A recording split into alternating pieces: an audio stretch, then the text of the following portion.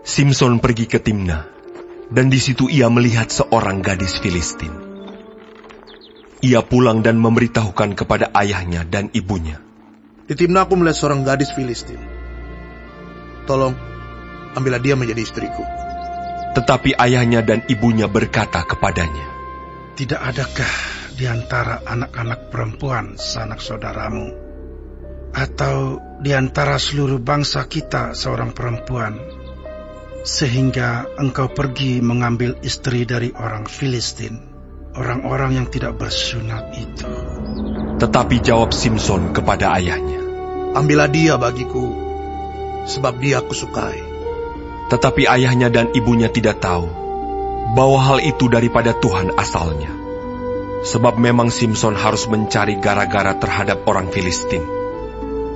Karena pada masa itu, orang Filistin menguasai orang Israel. Lalu pergilah Simson beserta ayahnya dan ibunya ke Timna.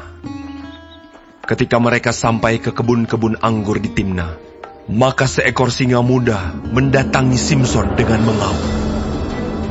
Pada waktu itu, berkuasalah roh Tuhan atas dia, sehingga singa itu dicabiknya, seperti orang mencabik anak kambing, tanpa apa-apa di tangannya.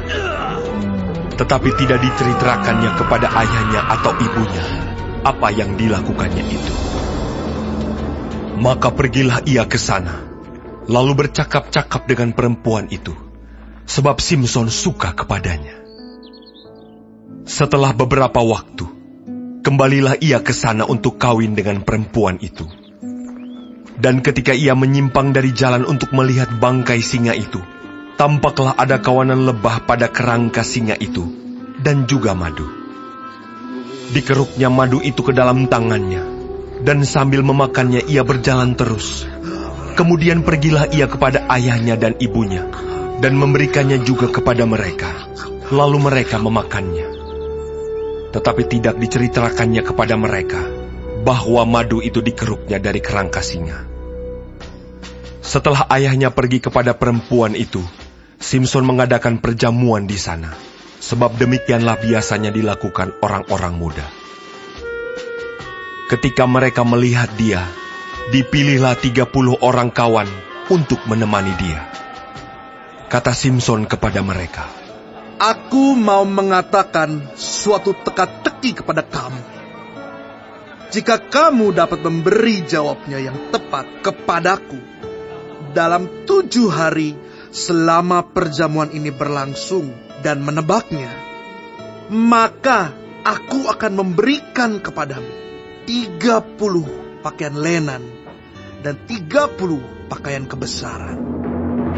Tetapi jika kamu tidak dapat memberi jawabnya kepadaku, maka kamulah yang harus memberikan 30 pakaian dalam dan 30 pakaian kebesaran kepadaku. Kata mereka kepadanya, Katakanlah teka-tekimu itu, supaya kami dengar. Lalu katanya kepada mereka, Dari yang makan, keluar makanan. Dari yang kuat, keluar manisan. Ada 3 hari lamanya, mereka tidak dapat memberi jawab teka-teki itu.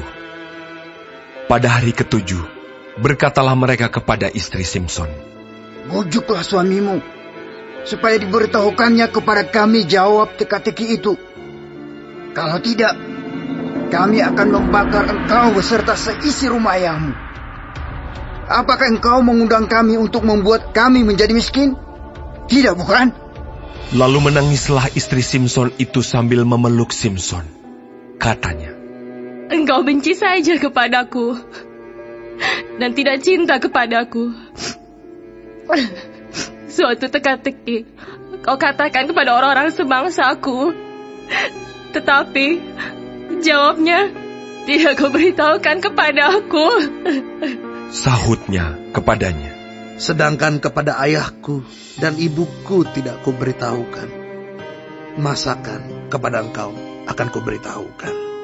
Tetapi istrinya itu menangis di sampingnya selama ke-7 hari mereka mengadakan perjamuan itu. Pada hari yang ke-7, diberitahukannya kepadanya, karena ia merengek-rengek kepadanya. Kemudian perempuan itu memberitahukan jawab teka-teki itu kepada orang-orang sebangsanya. Lalu pada hari yang ke-7 itu, sebelum matahari terbenam, berkatalah orang-orang kota itu kepadanya, apakah yang lebih manis daripada madu? Apakah yang lebih kuat daripada singa?